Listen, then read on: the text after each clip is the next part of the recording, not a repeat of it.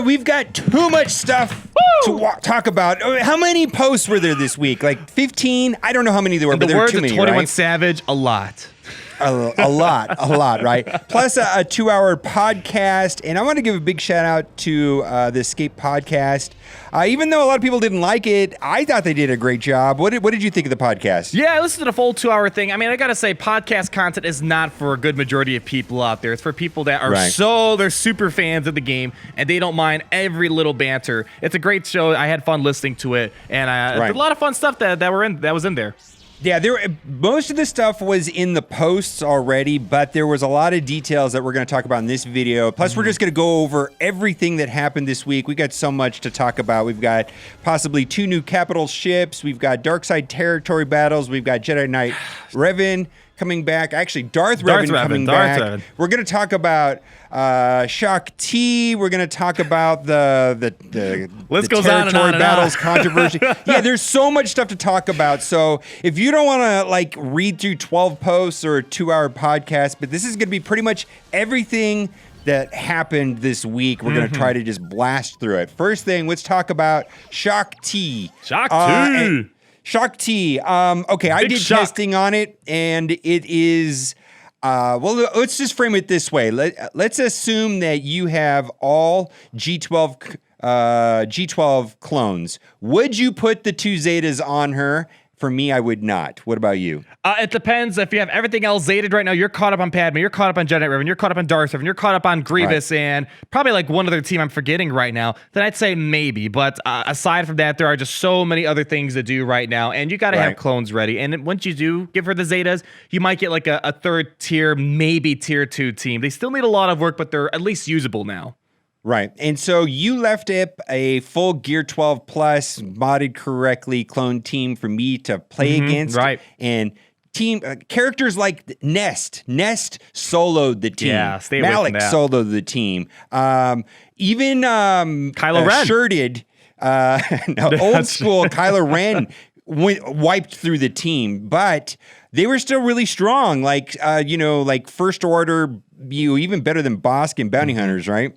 Yeah, Shakti can give you some good, bounty hunter first order type performance. I don't think it's a defensive team. I'd probably stay away from defense, at least for right now. But it takes out a lot of stuff in offense. I mean, the best I took out was a General Grievous team. If you take out B2 first, because B2 causes trouble. If you take out B2 first, the battle actually goes a lot smoother. So that's kind of the highlight for them. They're an offensive team, and kind of like Carrie alluded to in their podcast, is that there's a nesting doll thing that kind of happens. So there's probably bound to be more stuff in the future to make Shakti and the clones make more sense, but they're fun. At least they're a fun team. Something more is coming. Is my feeling with that. Another clone will probably put them over the top or something else. Okay, then just to further this thing, what are you gearing and putting Zetas on right now? Because I think you and I are doing the same thing, and I just want to reinforce this idea to everybody. Yeah, so I'm technically still behind on Jedi Knight Revan Zetas. I still have to get 2 of those, 2 Zetas to his unique abilities. Not gonna and marked or whatever. Not gonna happen anytime soon. I'm finishing off Padme. Got to give a Zeta to Kenobi and a Zeta to Barris so I can have a good Padme Grand Arena team. What else am I working on? I'm also working on... Well, you're done with Grievous though, right? I did Grievous during Jedi Knight Revan because I didn't have Jedi Knight Revan, so I was done. See, what happened is I'm done on the Revans, right? I'm done on the Revans on the trio on CLS, and I am doing Grievous and that team and Padme, and I'm actually focusing on Padme. They are good. They are really good. I mean, they blow through so many teams, and the reason they're just being overshadowed by the Revans. I just want to put that out there. Yeah. I think Padme is one character away from being over the top amazing. Yeah, we were talking about this before the show. It's like, we've always kind of said, they're not going to be top tier meta, but they're kind of the gateway between all these other first order bounty hunter teams from trying to push up into the next tier. They're kind of like the gatekeepers essentially from moving up at all, and they're so close. One more character for either Grievous or Padme, and they could be put over the top. Wat Tambor seems to be interesting, big heels and all that stuff. So who knows? Maybe he'll be a character that takes Grievous even farther. Okay, before we talk about the 2 new characters and the 2 possible capital ships, let's talk about the dark side territory battles and the 80 million GP requirement.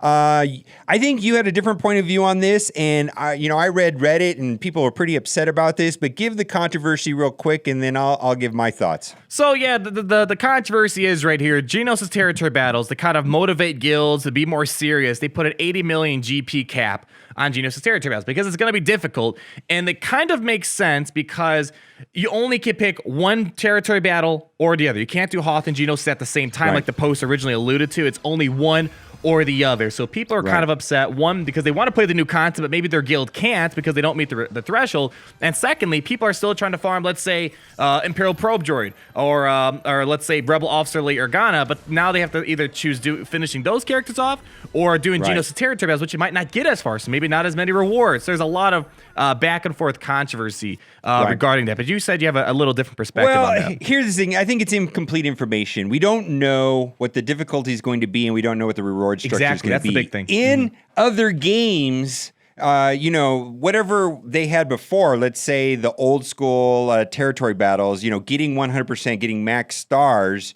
What if only getting a third of the way through on the new territory battles gives more rewards than going 100% on the old school one? Because that's something I've seen in other games. And if it's if it's structured that way, it's like, well, we can only get a third of the way of the new territory battles. We have to do that, even if it's better rewards than full old one. Do you understand what I'm saying? We have to see the that's rewards. definitely one of the considerations before I finally give like a final opinion on the whole thing. Is like how many crystals are given out. But the other problem is I don't see them giving out probe droid because like you and I are thinking from like a top end competitive player, but for people in the middle still trying to just like there's people that don't have Imperial Probe Droid. Like when I made a video on Imperial Probe Droid like 2-3 weeks ago, people were like, that's not a free to play character. That's not an easily accessible character. There are people struggling with that still, and they could probably do Geonosis. But they want to do Hoth. True. I think we have to see what the reward structure is because me personally, I don't want to play both. I actually do. I do want to play both. I don't want to play both. I want to play one or the other. I don't want to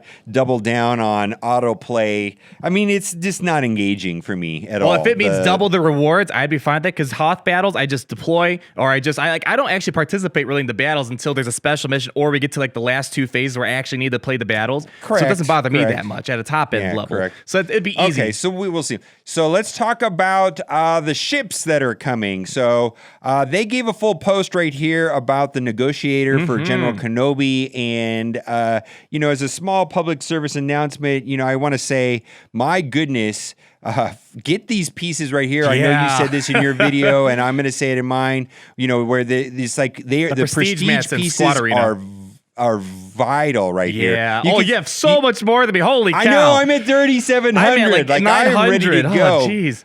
But my goodness. It takes about 1,900 of those. Someone did the math in the comments. It's somewhere in like close to 2,000 mats to fully max out a capital ship. So you'd be ready. I'm going to be I'm ready. Trouble. I'm going to be honest. I've been farming these forever, for like a year. Good because for you, it's man. the only place to get them easily. Currency.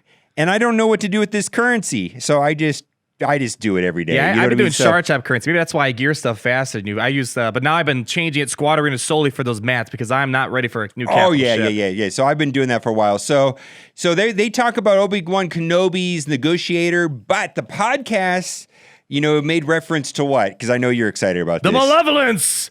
Because they have that fun little sentence in the ship. They said benevolent, right? They said benevolence and the negotiator in the same sentence. And Carrie during the podcast was kind of hinting at like in a playful way that it's they're both coming. It's been like 2 years. I mean, my goodness. 2 years. And get your Jedi Knight Anakin ship. That ship is actually good. I but use they're it a lot, already saying that it's going to be important going forward, right? I farmed that ship. I don't know where you are with that. I've been farming that ship almost at 7 stars with that. It's pretty good. I think mine's ready to go. I'm kind of in a place where it's like I actually kind of have really gone on my ships. I think I took it over 100, but I didn't actually spend the currency because I'm sandbagging right now. Right here, look at that. 100 out of 100. Oh, yeah, you're ready. Yeah, okay.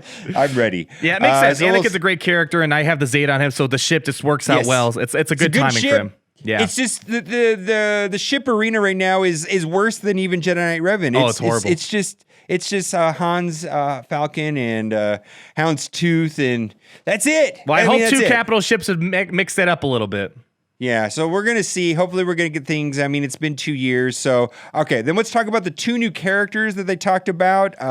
Genosha and Brood, and then the Techno Union guy. What is his name? Wat Tambor. Apparently, in the podcast, the carrier is saying that they teased it in the Q&A, but no one picked up on it. I heard that. Yeah, because I think Top Hat said, what? What? In response yeah, but that's so low-key. It's so low-key. I didn't pick it up either. So, Wat Tambor is going to be... so, we got to think of these characters as kind of like like Captain Han and Probe and Droid. Rebel Officer Leia Organa. Yeah, but the way that Wat Tambor actually the character is going to play is like a dark side Hermit Yoda support character, or like C-3PO in that fact. And they talked a little bit more about that in the podcast. What did you get out of that? So Wat Tambor, he's gonna be the first dark side non-combatant that we have in the game, and because there's not a lot of dark side healers. Carrie talked about how this is another big healer for the dark side because they don't have as many compared to the light side, and he's gonna be granting a variety of different techs or mini unique abilities that you can choose to distribute throughout your allies team. So, and I think they also said something. He's gonna be giving abilities kind of like how extortion works. If you understand the extortion mechanic works, you get like a new ability to choose from. Yep. So he's gonna bring something like that for his allies. Not sure if it's limited to separatists, but he's gonna be granting it nonetheless. And then let's move down to the Brood Alpha, which is going to make. They also mentioned in the podcast some reworks for existing Genosians. Genosans and reworked. How is this character going to interact with that? So I didn't read the kit, but the podcasters, they said they read the kit, and they said the first thing they noticed is that it gave them a big feeling of a boss character because it's a tank lead that also offers like Barris Zeta type of things because it heals and does protection equalization quite a lot. So then Carrie called this a 2-for-1 character special because with the Genos and Brood Alpha, it's going to get this new mechanic where you can summon a minion, which is going to be the Genosian Brute, as they call it. So it's a 2-for-1 character special that's going to be kind of similarly released like how Captain Han Solo was, but they didn't specify what it is. So think of Bosk for Genosians, basically, I guess.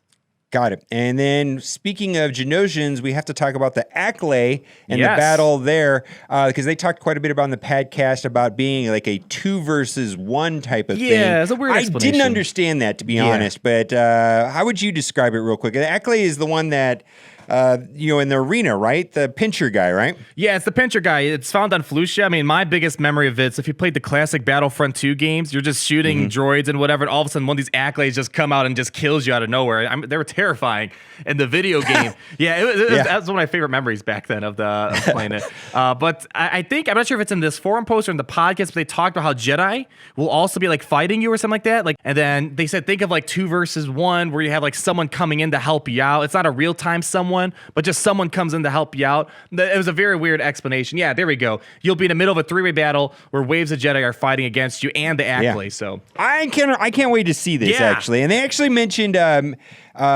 first of all, we've talked about midriff Padme quite a bit. That was always like a giveaway and a meme. I never personally thought they were seriously considering putting her in the game. I just thought it was like Slave Leia, Carbonite Han, like a 8-star giveaway thing. But they actually were strongly considering it, and that it was going to be maybe an NPC in one of these things. Yeah, but, like a playable ally or something like that. I just thought it was a meme. I never took that seriously. Well, they were considering it. The thing that stopped them was they have no policy of adding battle-torn costumes for characters. It's usually like just a standard costume that you see. So that's the reason why they didn't add midriff Padme. Right, but that was also like, I think it was on the poster of the movie. I mean, it was promotional material, right? I mean, it was not like... Well, this Padme... They said that she was more based off of the Clone Wars TV show Padme, and Padme midriff wasn't based in that. So that's what the model was overall based on. Okay, and then we're going to talk about some stuff. We're going to go talk about Darth Revan coming back, and I think a lot of people are going to be excited about this.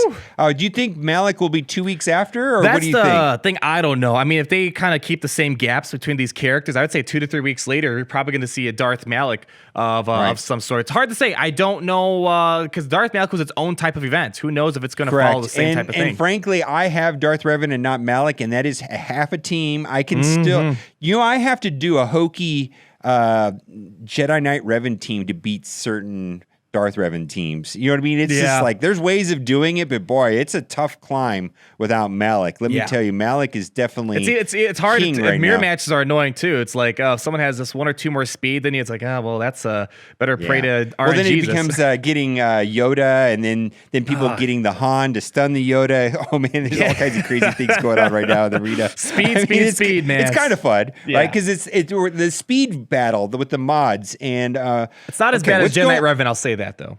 Yeah. Okay, definitely. No way. Okay, no way. Jump into this. There's a loop right now in the heroic Sith Raid Phase 3. Yeah. It basically has interactions with Old Daka, Jedi Knight Anakin. I think Operation Metaverse did a video on that. And it looks like it's pretty easy to do. It doesn't sound like they're going to do anything about it, right? I mean, is that what you got out of it? They're just going to kind of let it go? Soon, but they have an intention to fix it after they release the territory battles. So they are going to address it. This isn't something that's going to be in the game forever. So enjoy it while it lasts.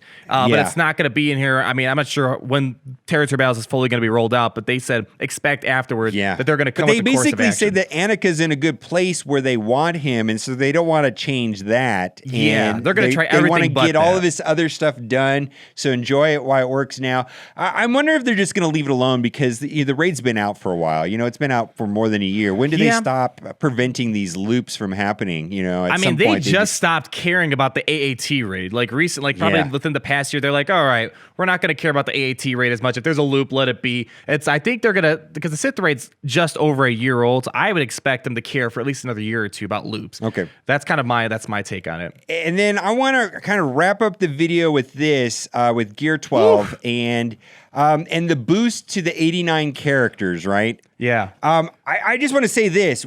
Everything we know about the game may change when they boost these 89 other characters, the old school characters. And then also, when a character goes to 13, all of the gear that is acquired in 12 will not be modified by gear. And so this drastic, and one of the biggest boosts in Gear 12 is those 6,000 plus health things, right? Yeah. So health, going to 13 is going to be huge for health, like monster for health. And what are your thoughts about Grievous? And she actually said something about Grievous. There's in the podcast, a lot of talk about Grievous. She kind of hinted at like Grievous in the podcast being very important. And they also said in the forum post when they were going over this post right here, they talked a lot about General Grievous. He is going to get some of the most significant upgrades because he gets about like 18,000 plus health in Gear 12 alone, which isn't being multiplied by health mods. So once you go to Gear 13, all those health pieces will now be multiplied. And plus, I think the Gear 13 finisher will add a ton more health. I think they said here 13,000. 13,000 just from the Gear 12 finisher piece. Right. So, and plus, there might be speed on those things. Who knows? We're going to find out soon. Yeah. You know, what's going on with that. And that number is, I got to say, that number is definitely an underestimate for what his potential is. Because they said that you give him 2 health primary mods. Well, I go for 4 health primary mods. Yeah. So that would go over 100,000 max health. That's insane. Yeah. That's insane. That means his damage. So right now, he only gets to like 70,000. Keep that in mind, too. Yeah. Some of these characters that are health-based, Padme, where they're getting all those health in the G12 plus characters, once they're able to get the modifications from the mods by going to 13, because they're kind of all the bonuses in Gear 12, the mods don't affect them until it goes to the next level. I never knew that until that post. That's kind of interesting. Actually, I did. Okay. Believe it or not, Smithy D did a video about this a really? long time ago. I'm sure you could figure out if he actually sat down and did the math, but I never sat down and did the math on it. And his video is specifically about how bonus protection works off of health. You know what I mean? And how the bonus protection multiplier on Nest might get out of control. Was what I think his video was about, and this was like way back in the day. So I don't even know if Smithy does videos anymore. Rest but anyways, peace, that's Smithy not the point. He's alive still. That's not. He's still alive. He's alive. Yes. Okay, and then we're also going to get Grand Arena, and that is going to be happening soon. You excited? I love Grand Arena. I just wish there was more incentive to play it, and it seems like they're going to up the ante. At Carrie on the podcast, she basically confirmed that Chris's are going to be involved with Grand Arena. So that's important. I need something to make, because Zetas and Chris's will make me even more competitive in Grand Arena championships. They're definitely moving a shift away from Squad Arena to Grand Arena. And I can appreciate that, I think. And if the matchmaking is done correctly, I'm all in. I got to tell you, I've gone, I didn't like it, right? At first. Yeah. You knew that. We talked about it a lot personally. Like I was someone that went broad and it really was not fun. And lately I just need to go into my, because I have to do 14 teams, right? And sometimes I'm going up against people that have 14 Gear 12 teams, and I don't have 14 Gear 12 teams. Yeah. I've got maybe 7. So you and I are in a different situation here, because I went broad too, but I went broad the wrong Zetas. I have all these Zetas I wish I can get refund, like all these stupid Empire Zetas. I'm like, man, I should have got embarrassed a long time ago. This character, that character, this character. Yeah. You get punished and then for that characters like Wampa and Nest and Barris, a lot of people avoided. They were never really... they were always important, but now they're very important. You know what I mean? It's just like, it's like I ignored my Wampa. Why? You know what I mean? It's just like, you know how many points I can get if someone accidentally puts Phoenix in? Yeah. That's a jackpot right there. Yeah. So it's like, okay, I need to do Wampa now, which I never did. So Grand Arena Championship, I'm excited as long as it's done correctly. So are you ready to do the giveaway? Oh man, we have a special giveaway. I heard. So I cannot wait for this. Tell the audience. Technically, I gave this away already in the stream. There's never enough giveaways. But you have to do it again. So I really hope you liked this video today, because if you did, you are in luck. For every single person that likes this video, you'll be getting for free in your account. No. This will magically appear underneath your bed. Just for liking this video. Think about what an opportunity this is. So that's right. I really hope you like this video today, because if you do, magically appearing underneath your bed will be an 8-star tinfoil hat. This is not a scam. Oh man, you went to the dark web for that stuff, man. That was like the deep dark web. I had to go buy tinfoil at the store. I wonder what the lady was thinking if I was just... Don't mind me, just making the theory videos. Yeah, I gotta make a hat. I don't know about all that stuff, but that was a fun take on it. That's for sure. Oh man, you guys gotta watch the video if you haven't seen it already. Yeah, all right. Link up here to the tinfoil video right here. It might be a reoccurring character from now on. I actually had fun making that video. Tinfoil Gamer confirmed. Tinfoil Gamer. Maybe I'll have to make a Tinfoil Gamer shirt or something, right? Merchandise. Oh. All right, guys. Thanks for watching, and keep on gaming. Bye. Bye.